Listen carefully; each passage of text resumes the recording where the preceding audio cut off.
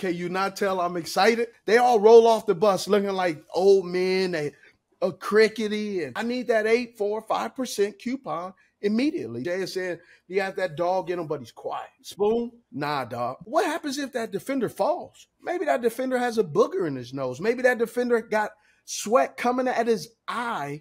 Cut to it, cut to it. Let's get down to it. Cut to it, cut to it, cut to it. Let's get down to it. The Agent 89 training camp tour for Cut to It rolls on. This stop in the Pacific Northwest, Seattle Seahawks training camp. They've got one of the most balanced rosters, top to bottom, offense, defense. We'll dive into some NFC West predictions, where Seattle could finish in the division in the NFC overall. Can Geno Smith repeat the career bounce back season he had last year? Is he just here to stay now? Is there a Legion of Boom 2.0 potentially brewing in that secondary? And what does Jaxon Smith-Njigba, rookie wide receiver out of Ohio State, what does he do to this already incredible receiving core? 89, what did you see out with Pete Carroll's Seahawks? Well, first of all, one of the biggest things I saw is a high energy. You hear about Pete Carroll, what he did at USC, how he loves using philosophy and psychology, and, you know, everything is high paced. The coaches, the assistant coaches, just everything that Pete Carroll does there, or the Seattle Seahawks, is very interesting. And you hear about it and then seeing it, I would say I can understand when you become an older player how it can get old. I also, as an older player, sitting back, it is refreshing, man, to know that you can have it can be unpredictable of what kind of energy we will get each and every practice. It was just interesting to watch, man. And I've never experienced it. Like right before practice. First of all, you drive up and I'm on the highway, and the right of me, you know, and my grandmother always told me, my grandmother from Seattle, and she's always told me there's no beautiful place, prettier place from June till pretty late September. I've never been here as a fan or just as a non-football player. So I've only come, November, December, right, January, right, where it's all dreary and it's getting dark at 4 o'clock, exaggerating, 4:15 maybe. I was going to say, yeah. and I'm taking pictures of the water right next to the highway. And then we get to the facility, bro. Facility is very identical, or I would say the Minnesota Vikings facility, the presentation of it is very identical. But one thing Minnesota and Seattle, they're not similar in, bro, their backyard is water. Bro, it is so nice. I've never been to their facility. This is my first time. Wow. And then they had during practice, throughout practice, they had I don't even know what the fighter jets that do the Blue Angels. I was going to bring it Blue up. Angels, yeah. Bro. Oh my, they were zooming, zooming, doing all this stuff. Man, I'm over here trying to pay attention, watching our servicemen and women up there risk their life just for us mere mortals to ooh and ah. They were putting up shows, bro. It was like, first of all, Geno Smith dropping a dime to Swole Bones himself, DK Metcalf in the back of the end zone, setting them up real good, and then zoom, here comes a Blue Angel diving down. It was crazy, just the festivity. So they start practice, and they got a DJ. He's playing all types of music. And then he's talking, introducing, and saying, hey, this is what we expect. And then they had this team kind of like pump-up section. And the offense is all on this side, on one side, defense on this side. But the coaches are like going around the guys as they're in drills. I'm not trying to be cheesy, bro. I'm not at all. But it was very refreshing to see almost like a college-like atmosphere with the excitement, the fanfare for the fans. It just made you like you could, man, I'm not doing this. But then you start, it's like it's contagious. Like you got coaches bouncing around, getting it going. And then after every drill, the coaches would make sure they meet their players with high fives and stuff. It was just very, man, it was amazing. It really, for me, watching and being around, never being around that. Yeah. I actually enjoyed watching, and I wouldn't enjoy it 13 years in, right? Yeah. But, for me, it was new. And for some of the young guys, I think it was a little bit of familiarity of what they've been used to coming out of college. And I kind of liked it. Again, I'm not there every day, so it was refreshing to me. You just came from Jets training camp where you said it felt like guys couldn't wait to hit somebody else. So this seemed like a little bit of a different vibe, but still a positive. No, it was still it was the vibe of they had pep in their step, but they was gonna hit you, and then they and then dance in front of you. A little bachata, yeah. Yeah, it was just refreshing, bro. It was nice, man. I love what Peter's doing. I've heard stories, to experience it and see. It really made sense to me. Well, it's like you could talk about veterans being there, but they did have quite a refresh last year. People predicted a pretty down year post Russ. Geno comes in, he feels refreshed. He got himself a new deal, so I'm sure he's loving all of this. No, he was, but it was cool because when I saw him, I congratulated him, say, "Hey man, you're doing a heck of a job." And he looked in my eyes, and said, "Hey, Cousin Smith, I'm just getting started, bro. I got a lot of unfinished business." And I was like, "Oh," I said, well, let me get out your way. Sorry. And it was just great, man. He was out there dropping dimes, going through the progressions. Locke was out there. He was doing his thing. You can see it's Geno's job, but they're really emphasizing making good decisions, throwing the ball where it needs to go, running the football, just utilizing a lot of different formations, personnel.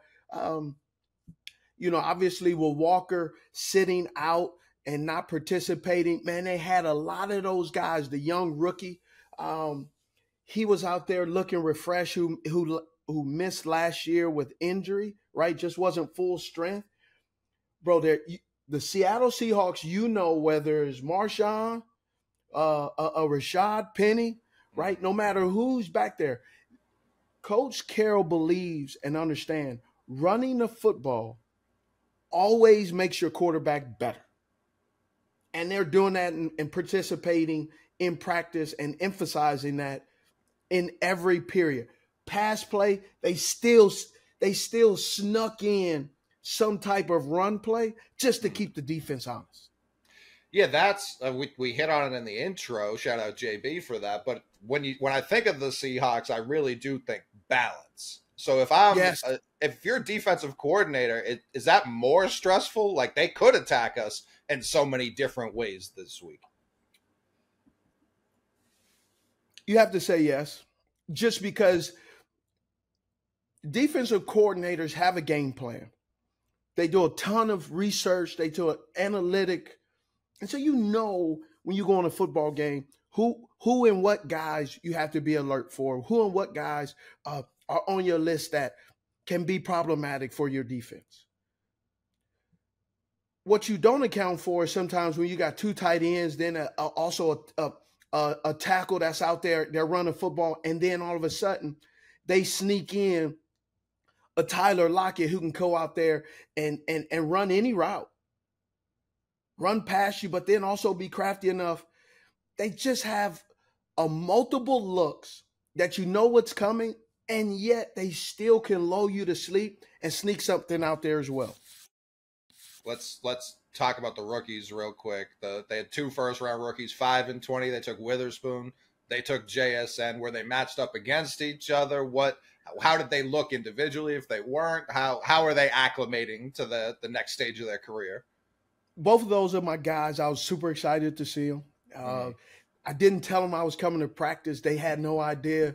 So JSN, actually, he looked at me and said, He got me that, you know, he's in game mode, right? He's in there. And so every day's a game mode for the young rookies. Giving me a little head nod. He said, "Oh, what up?" and I was watching him warm up. You can see, yeah, he was playing in college, but his transition to become a pro, he is locked in. Yeah, bro. Lower extremity, looking great. You can see the transformation of being in college, lifting, getting ready for the pros, and then being in the organization and lifting, emphasizing lower body, strengthening, understanding that it's going to be a long season. He's transforming into a pro already, and he already had the measurements to do it. Man, talk to some people. They're so loving JSN, and one of the things that multiple people, scouts, John Snyder, the general manager, tells me they're going to help us. We knew we needed help. We just didn't know we needed that kind of help from that type of guy. Just Tyler Lockett, JSN, DK. I'll go off script and tell you, man, I was super impressed with DK, his routes, his patience at the line. You know what's coming, but yet he still has the ability to make you second guess and think. And making a DB think, or making anyone think, when you think you know it's coming, but it doesn't come, but then it does come later, and then you take off a step behind, man. He set up, they're probably on their website, there's a touchdown catch in the red zone. He sets up the defender, kind of gets him going, stops, like almost looks at him like, hey, welcome to Seahawks. Can I take your order? Yeah, I like a trick you, and took off running. Geno dropped a dime over the shoulder, end zone, toe tap, got it in. It was really like rolling out of bed. He already knew what it was, how he was going to do it. And when you're talking about the secondary, who was very active, run a lot of multiple coverages, and yet just seeing those guys. JSN caught some passes all through training camp, one-hander, in between. We're talking about JSN and some of the great catches he's made, but we're also not, I talked about that's the new segment, man. Who threw it? Geno Smith has been throwing some dimes, putting the ball in places that I believe we haven't seen really until when he was at West Virginia, where people were saying, well, he's playing West Virginia, the opponents, or so anybody can make that throw. He looks very precision-like, in a way that we really haven't seen Geno. We saw him last year. Last year was like, okay, let's see, can he do it? 3 more games. Then next thing you know, it's like, well, when is it all going to end? Well, he had a bad game, and we take away from what the defense has done. Geno Smith was out there throwing dimes. Locke, he was doing some things too. He looked better. He looks more refreshed. Seemed to understand exactly what he's doing. Versus when they first got him there, talking to Pete, they said that, he just seemed a little out of sorts, a little down on himself. But, man, they built him up, allowed him to be himself, and he seems to be positioning himself, I believe, to maybe, if he continues to grow and process the way he's processing, he can find himself fighting for a starting job somewhere on another roster next year, just because he's sat and really developed and has some great coaching. And I don't think you can speak enough about what Geno can be as a mentor, since he spoke so highly about sitting behind guys like Phillip Rivers after he was kind of cast aside by the Jets, really the whole NFL. And Geno, I think it was last week, was saying, man, I hate that Locke's here. And people were like, what? And he's like, because he should be starting somewhere. Like, I know this is my job, but he's good enough to be starting somewhere. So that's, I love that confidence from Geno. Like, I know this is my job. I'm not too concerned about the job here. This is the first offseason he's had ever that he's had that kind of confidence. He's been able to think, hey, this is my job. I don't have to be looking over my shoulder. I don't have to be fighting for something. But he still has that decade of, I know this isn't handed to me for the next decade, so I still have to be a little hungry. Yeah. You said something interesting. You said something interesting about DK. I was going to say everything you just said, bro. I'm over there like, dang, that's pretty good, Coley. I'm like, dang, I just as former football players, or you're just in a daily grind, man, sometimes you forget about guys' journeys. You forget about where they have been prior to where they are today. That's what I love about this stuff, is the journey and seeing where guys come from and how they hold on to, because they're going to be taken so quickly. Guys get chances. There are a million Geno Smiths who are highly touted coming out of college who get that first or second round draft. They get one shot, you never hear from them again. Like, it happens quickly. So him coming back, leading the league in completion percentage last year, getting that team playoff spot, being as good as they were last year, that doesn't happen. So I'm very excited to see how he builds off of that. But you said something interesting about DK, because I'm not a former all-pro wide receiver like you yourself. You said he had patience at the line. What does that mean? So patience at the line is right. You give an indicator step or you hesitate. But in your hesitation, you're not like, sometimes when you hesitate or, you can flinch or give an indicator step. He gave an indicator step. He went to the left, stopped, kind of went as if he was, what we'll say is he's opening up the gate to the left to come back in for a slant. He gave all indication that he was coming back inside for a slant, but took a small, inside the framework of his body, a small indicator step like he's going to slant, put his ginormous thighs, legs, calves, and Achilles in the ground, and use that track speed that we've seen take off they was on the 20. It happened that fast. It was such a great timing route. You can see there were certain routes. He's really honed in his craft and really starting to say, yeah, I know there's certain routes that I'm going to run, but I'm going to put a little doubt and hesitation in how you cover me. And he executed it perfectly. He did that several times. Then there's another guy, Jake BOBO. Okay. From UCLA. First of all, I'm a Utah guy through and through. And with Utah, I have gotten the opportunity to watch these guys when they were freshmen, redshirt freshmen. And I get to see flashes of what they could be.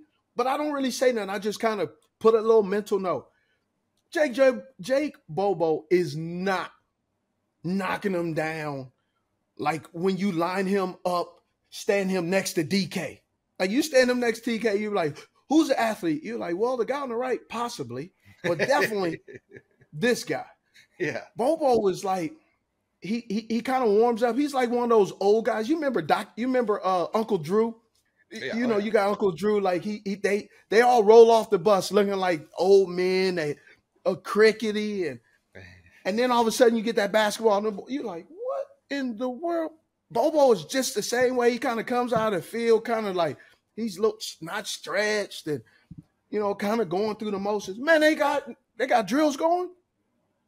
He put a DB in the blender, bro. I'm talking about a straight bullet. It was, yep. Blend him up. Bro, he gave an indicator step. He went right, left, right again and went a slant. And the quarterback, because of the linebacker, flashed underneath. The quarterback had to go to the left, and he was jumping up and down. And the corner had that look like, oh, God, thank you. Like, I'm glad he didn't see it. Yeah. They had to, that's one of those, they had the right coverage, but the DB did not have the right leverage. Jake BOBO is a guy, he had an outstanding Senior Bowl, and a lot of people were talking about how good he did. I can see Jake BOBO kind of slowly integrating himself where he may not be seen this year. He may catch 15 or 20 passes, but you won't be able to hold him back. And he will gradually, he reminds me of a Joe Jaravicious. Oh, wow. Where he can do okay, go somewhere else, and you say, man, who is this and where did he come from? Yeah. That's who reminds me of. That's exactly who he reminds me of. Tall, like you're like, he's athletic, but, he doesn't get a lot of run. Well, because there's, Tyler Lockett, JSN, DK Metcalf, just some ballers in front of him. right? You look at Joe Jaravicis. Joe, I believe, was on the New York Giants, but who was in front of him? Amari Toomer, you know what I mean? Just, some guys that are pretty darn good. Yeah, yeah. And then he goes to Cleveland, and you go, where has this dude been? Yeah. That's it. Yeah. That's who he reminds me of, that I believe he can have that impact. He just needs the opportunity. I'm not sure he'll get the full opportunity because of the type of players that are in front of him. Yeah, which is a problem for him, a good problem for Seattle to have this much, because they also have a pretty decent tight end room too, based on the Wilson trade. I'm a Will Dissly guy, so they have weapons all over the field. Yes, they do. The tight ends, they want them to block.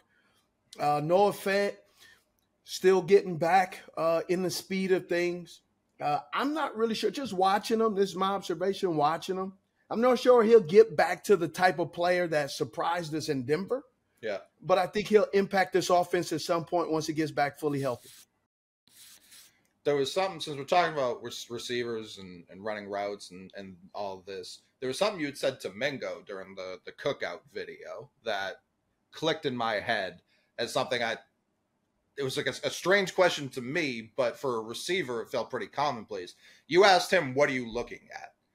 And for me, it's like the ball. Is the ball coming to me? But obviously, it was a much more layered question than that. How many thoughts as a wide receiver are you stacking on a given route? Depends on the defense. Depends on the route. Depends on the down and distance. The whole situation varies on my thought process that's all going on within 3 or 4 seconds. So I'll take you through it. One, what happened prior to? What did he do? I have to remove that out of my head, whether I caught the pass or not. So I'm walking back to the huddle. If I didn't win on the pass or the pass was dropped or something, I had several mental resets prior to me going back in that huddle. One, I always wore a rubber band. And that rubber band I would have in parentheses 0. That meant no matter how well it went, when I snapped this, we're back to 0. Back to 0. If I dropped the ball, that was my mental reset of clapping my hands. I can do anything I want, say anything I want, but once I clap my hands, it's over. It's over. Yeah. Now, my rubber band was when I could not, after I clapped my hands, reset. So so I had plan A, clap my hands, reset. Plan B, I couldn't get, hey, let's go. And by doing that, it draws attention here and gets me out of my head. Yeah. Then I'm in the huddle and I hear the play. When they're telling me to play, I'm hand signaling where like I'm put my head down, looking at the ground. If he says I played X in Carolina majority of my career. So I was opposite of the call. Then I'll hear the protection. Then I'll hear the play. And as the play is going, depending on what's said, then I'm going through the route in which how will I release? What am I doing? Ready, break. Then we go out, and now I'm looking at the defense. What am I looking at the defense? Linebacker first, safety second. By that time, the corner is telling me what he is doing. Or I'm already going through my process. Okay, linebacker shaded underneath right there. Does the safety come down? Safety looks like he's coming down, so he will rotate. That means the quarterback and the line is re-identifying the Mike linebacker, which if it's a run play, that means I may have to go down and get a little spicy and get this work. And then what the corner is doing, and as the corner indicates what he's doing, now I'm running. Now I'm figuring out, all right, I got this type. I got an in route. He's shade, is man coverage. Man, I can do whatever I want to do.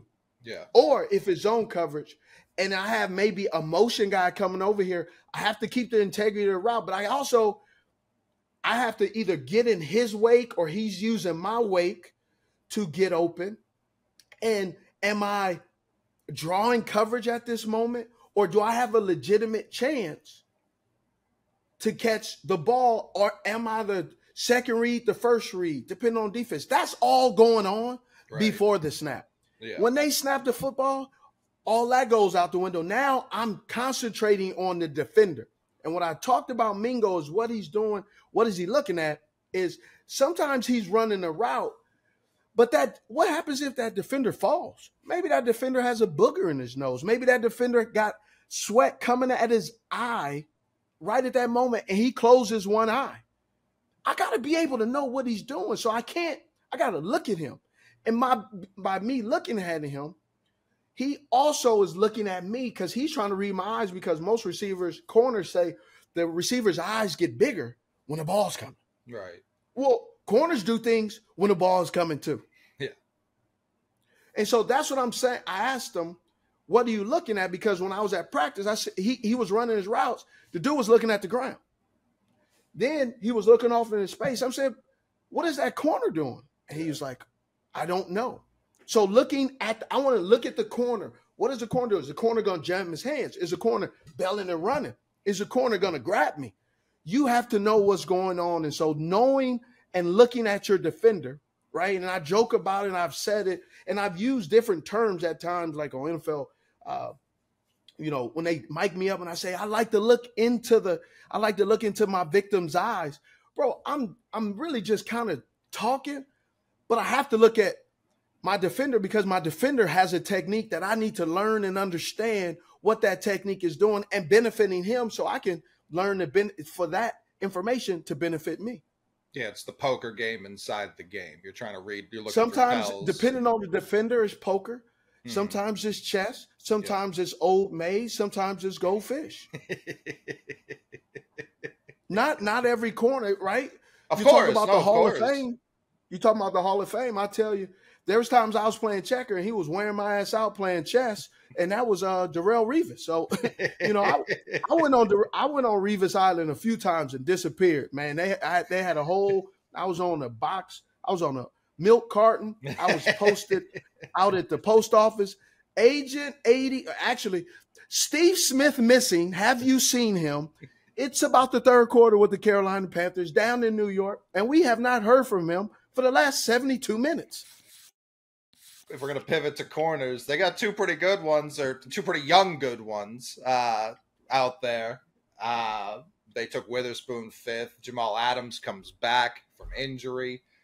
Quandre Diggs back there. They took Kobe Bryant, I believe, last year. And Tariq Woolen, who I believe had one of the highest interception percentages in the league last year in terms of when the ball was thrown towards him. He was going to catch it more often than the receiver that was near him. Mm-hmm. How is this defense looking? How are they gelling? What kind of ceiling do they have? Are we going to be looking at this team and San Francisco like we were a decade ago when they were fighting for supremacy in this division? Is it a repeat of that?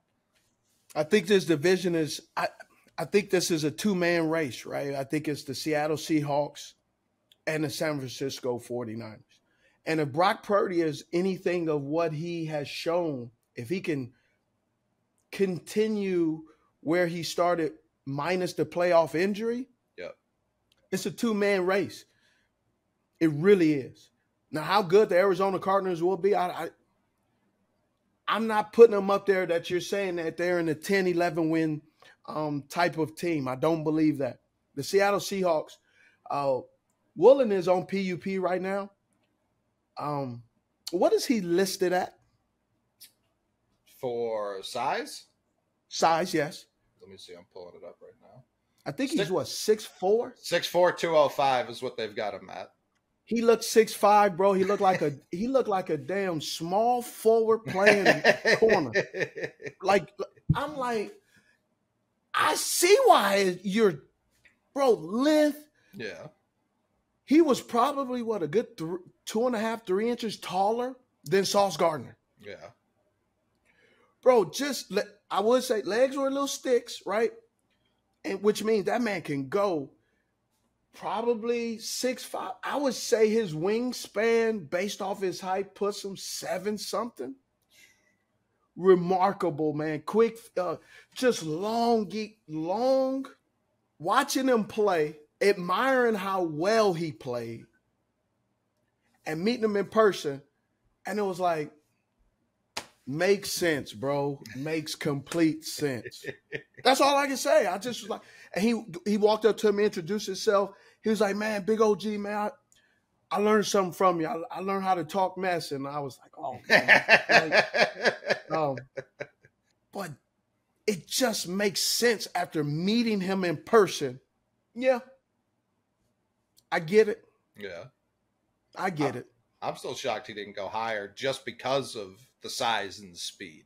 I think they got him the 4th last year, and of course he's super raw. I think he projected to be a project. Because of that. Yeah. Because of, teams don't want to deal with projects because every scout, when you project a project, someone has to put their name on it. Mm-hmm. And when they're putting their name on it, that general manager, that owner, that head coach, they're going to bring your name up if that project is taking up space. Right. This game is about production. This game is also about how much did he cost? What are we getting in return? And when will we get our return on our investment? How long would it take? I need that 8, 4, 5% coupon immediately. It's the not for long, but it's also instant gratification is needed immediately when a draft pick or anybody's brought in with the word project. Understandable. It's just so, especially at that position where it's like, if this hits, boy, do we have quite a premium on our hands here. But I understand it. They went the other way this year. They didn't wait. 5th overall, they took our boy Spoon. Yes. How's he looking? Is he bringing that Illinois toughness back to Seattle? So I heard he hit somebody in practice. And there was no call for it. But that nastiness they want. What I was told is a young player like him, he already knows that he's well established and he has a lot of leeway. But he's coming out there establishing, hey, we're going to be dogs back here. He hit somebody clean, but he hit the out of them. I just hit the boo-boo. And Pete let it go because he wanted to see how he responded. It wasn't a hit and celebrate. That's what I do. Get back to the huddle. Right. So yeah, it was fun to see him. You can see he's energized, ready to go. He and JSN are a little bit opposite. JSN, he has that dog in him, but he's quiet. Right. Spoon, nah, dog. Nope. He lets you know about it. He's gonna let you know the whole way, and I love it, man. It was fun, and with the spiciness already. Think about it. They have music playing all practice. Yeah. And yet I could still hear Spoon laughing and talking, but it wasn't a derogatory. It was just like the youthfulness laughing. Like you can hear his tone was so infectious of like, man, I'm in the National Football League and I'm gonna have fun. Which can definitely spread, especially if you're setting the tone, not just the But they already have it. I tell you another guy, Kobe Bryant. Mm-hmm. Kind of like a silent assassin, bro. Just making plays. Got the dark visor, almost reminds me of Cam. Okay. Cam Chancellor. Like just kind of back there, gonna hit you, gonna give you a look, ain't gonna really say much, but he's roaming, and he's roaming with bad intentions. He was Cincinnati, like he was Sauce's partner, right? I believe. Yeah, they talked about the leadership. Sauce was the outspoken guy, but the leadership, Kobe Bryant was there, and he's bringing that there here in Seattle as well. And I imagine it was almost beneficial to play next to Sauce because even in college they weren't throwing at Sauce, and that Cincinnati team was top 4 in the nation. Yeah. And so it wasn't like Kobe was giving it up on his end. No, he wasn't. When Bobby Wagner left this team, it was kind of just he and Jamal Adams. It was a rebuilding defense. Now that he's back, I don't know if you got a chance to talk to him. Is he happy he's back? Yeah. Not just because it's Seattle, but because, hey, this feels familiar. This feels like when I first got here, the first time around. Bobby's a vet, man. He comes about his business. He comes in there with bad intentions, but he's the quarterback of that defense. He gets those guys lined up. He communicates. He's the calm before the storm. Yeah. but when he's out there playing, he's also the storm as well. They will take several steps forward because of having his great leadership with these young players who are thirsty and hungry to continue to show that last year and the last couple of years with these young guys are not a fluke, right? You talk about this Seattle Seahawks team. I mean, DJ Reed is with the New York Jets, and he was part of this team a couple of years ago, and he wasn't no slouch either. So they just keep turning and burning with quality corners. And unfortunately, not everybody can get paid, but the guys that they really, really like, they are honing in and bringing in young talent to continue that flow and fresh legs, fresh perspective, hungriness that you need, because outside of San Francisco 49ers, they got the Rams, they got Arizona. How good Arizona? The question really with Arizona is, they're not going to be as bad as people think, but they're not making a run for the playoffs, right? No. They're really not. But I can see the Seahawks giving a run for their money in some of these areas, because the question mark with the Minnesota Vikings, how much will they bounce back with their defense? Where is Jordan Love with the Green Bay Packers? Will the Detroit Lions defense actually stop someone, and will their offense continue to be potent? Chicago Bears, optimism, but you always got to go with the historic history of the Chicago Bears. So if you get one or two teams out of the North, you get one solidified team, I think, out of the South, and I'm not sure who that is. I think it's going to be one team who wins and three other teams who kind of just fight their way through, that there'll be possibly a bottom tier team. Really, the division that really clogs it up is the NFC East. Yep. But the NFC West, I believe, is a two-man race. And then the other two divisions are just kind of like, we have to crown a winner, so you win. Yeah, I mean, I feel I can see the Seahawks being quietly, they could be a number 2 seed overall and not really make a lot of noise, just because that's just how it's going to go. Well, last year too, they got off to that hot start, and then the NFL shipped them to Germany, and that's kind of where the train came off the tracks. And they regained it a little bit in the second half, but I was looking through their schedule, and we can definitely go through it. But they don't have that this year. They don't have to go to the other side of the planet this year. They've got back-to-back Thursday night games towards the second half of the season. But other than that, and the early bye, I hate the early bye. It's a pretty balanced and fair schedule. So if they just show up and handle their business, I don't think the division's out of question. I don't think the 2 seed, like you're saying, is out of question. Like, this should be a very competitive team. Yeah, look at their schedule. They got the Rams, prom date. They got the Lions, trying to figure it out. They got the Carolina Panthers. I believe that'll be interesting. The Giants, I believe they're challenging. That bye week is a little bit early. Wow. Cincinnati Bengals coming out. What'd you say? What does that early bye do to a team? Is it? Sometimes depending on what happens, is right on time. Right? I think sometimes when it's later, it throws you off. It throws your rhythm off a little bit. Interesting. Right? And I think that's what Germany did. It threw their rhythm off a little bit. Also, the bye week, I believe, can really help them because they're playing the NFC North. Yeah. So you got the Cincinnati Bengals. There's still a question mark with the Cincinnati Bengals, how this defense is really going to bounce back by losing so many key players. And then they have the Arizona Cardinals, Cleveland Browns, Baltimore Ravens. And then here's, by week 10, which Washington Commanders team are they facing? Are they facing a Commanders team where Sam Howell is no longer the starting quarterback, or he's going through his rookie, his red shirt rookie season? Is Ron Rivera on the hot seat? Is this team, have they traded away Chase Young? And then you got the Los Angeles Rams again. And then you got really where you start to get into the real playoff testing teams, San Francisco 49ers, right? Can and will Steve Wilkes go ahead and take that defense where he always takes a defense which is top notch? Dallas Cowboys,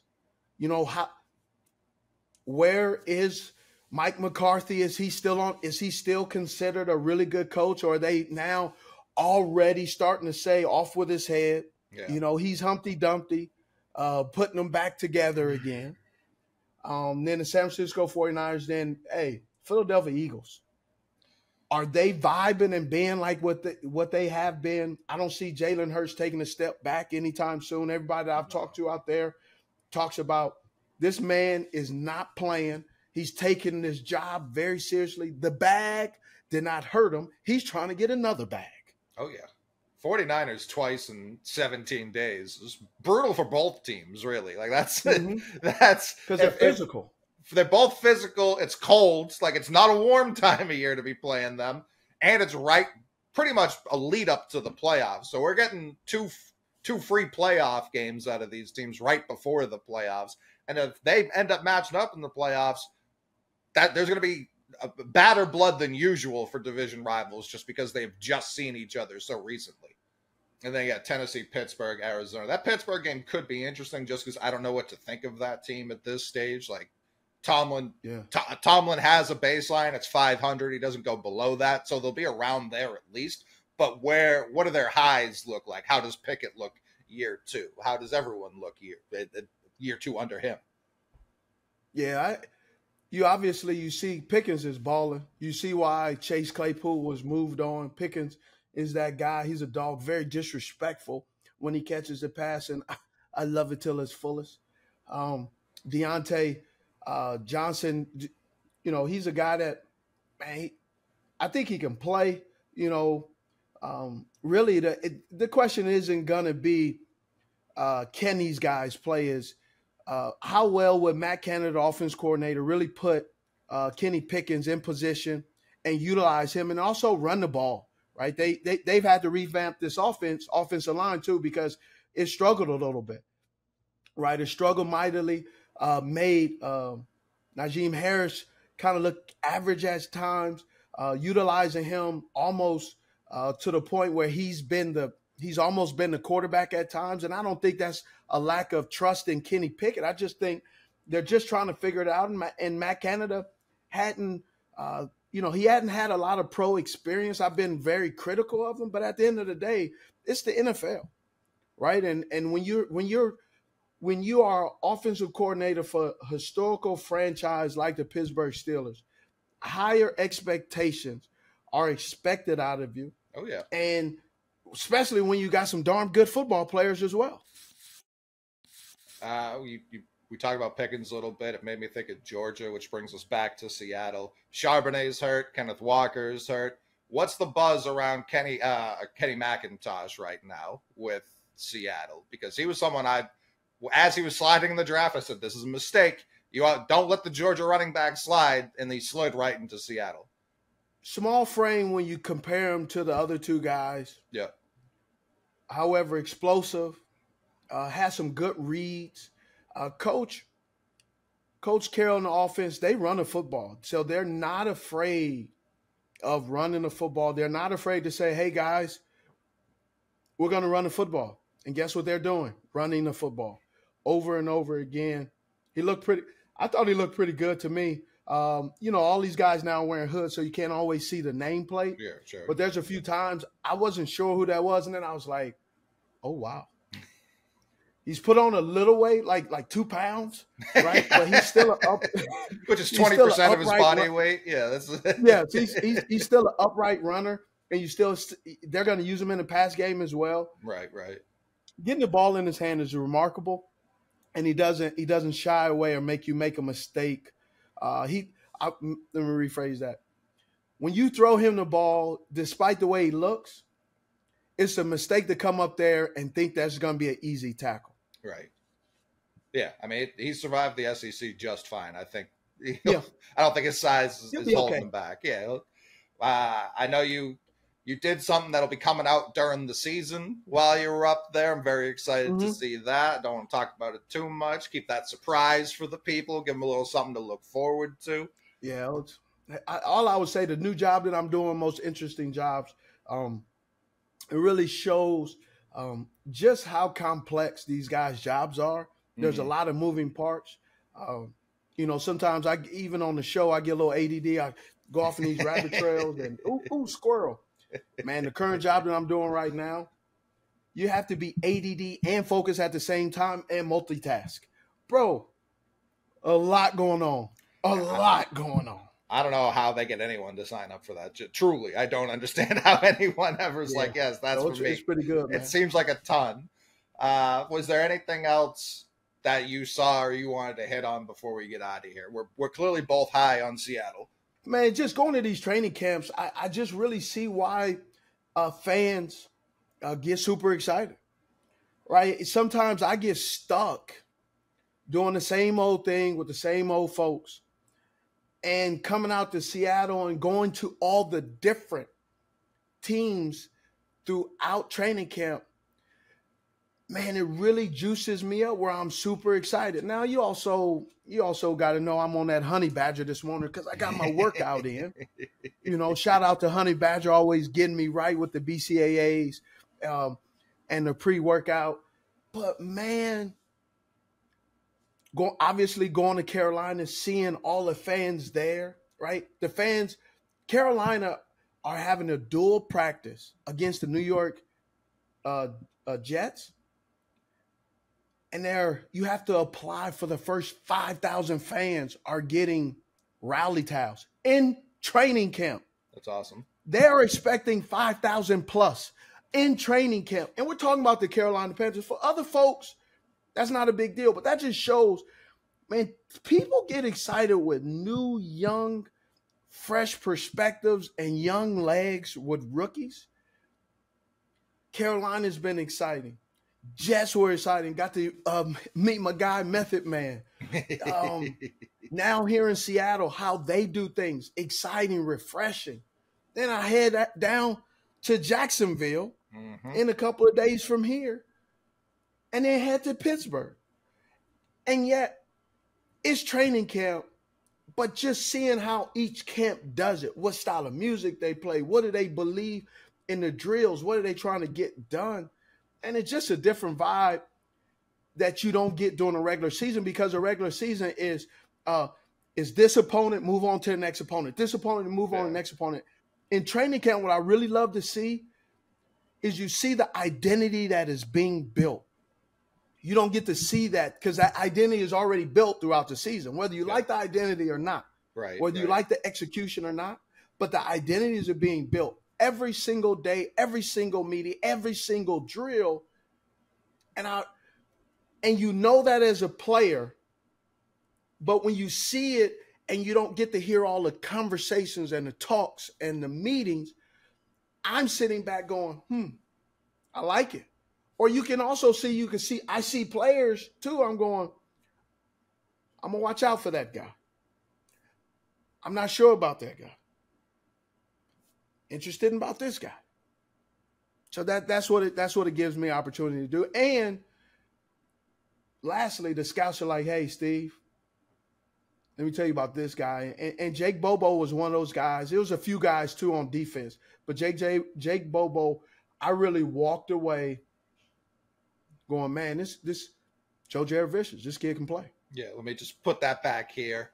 And when he explodes, we can cut this clip and post it and be like, we told you. Yeah. We or me? We. It's a team show. Okay. No one's bigger than the team. I'm laying that foundation. We're also in training camp. We're laying the foundation here. No one's bigger than the team. We play for the bear. We play for the bear and the scissors. That's what we play for. But that's cut to it. We will see you from Jacksonville. I'm very excited to hear. This is the most exciting time it's been to be a Jags fan, really ever. So I'm very all in on Trevor Lawrence and his Jags. So I'm very excited to hear what you see live on the ground, boots on the ground. This has been another tremendous edition of Cut to It. I'm Coley Mick. Switched on you. I'm Steve Smith Sr. We'll see you I later. like it. Cut to it, let's get down to it.